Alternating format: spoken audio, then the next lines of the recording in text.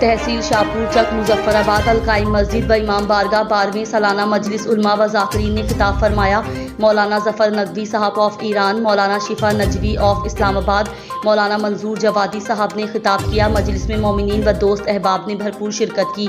गम हुसैन अलैहिस्सलाम जन्नत में जन्नत के हकदार जाएंगे, कसम अली की अली के हकदार जाएंगे। दर जन्नत पे खड़ी ज़ोहरा कहती हैं जन्नत में मेरे लाल के अज़ादार जाएंगे। बानियान मजलिस सैयद रियाज शाह, गुलाम अब्बास शाह, बहादुर शाह खुसूसी शिरकत, Naseer Hussain Jafri advocate of Karachi, Ghulam Hasan Zaidi advocate, Syed Mumtaz Hussain Gardezi. लंगर का भी वसी इंतज़ाम किया गया।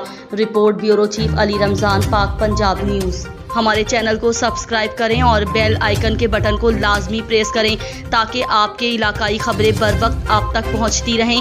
देखते रहें पाक पंजाब न्यूज़।